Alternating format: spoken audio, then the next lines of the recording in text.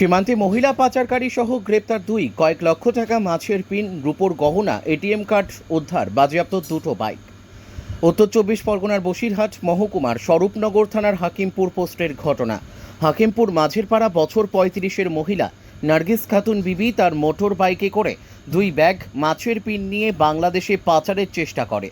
সেই সময় ১৪৩ নম্বর ব্যাটালিয়নের সীমান্তরক্ষী বাহিনীর জওয়ানরা তল্লাশি চালায়। বাইক থেকে উদ্ধার হয় মাছের পিন, যার বাজার মূল্য প্রায় ৭০,০০০ টাকা।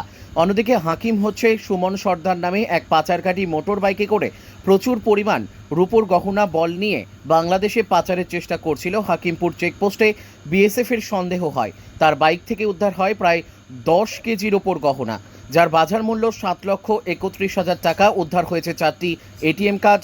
মোটর বাইক সীমান্তে দুই পাচারকারী থেকে উদ্ধার রূপোর গহনা, মাছের পিন, যার মোট ৮ লক্ষ টাকা। দুটি বাইক, প্রচুর মাছের পিনের ব্যাগ, রূপোর গহনা পাচারকারী সহ তেঁতুলিয়া শুল্ক দপ্তরের হাতে তুলে দেওয়া হয়েছে।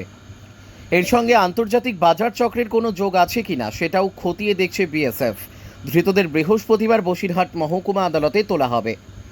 বসিরহাট থেকে সুকান্ত দাসের report, crime press, Bengal news.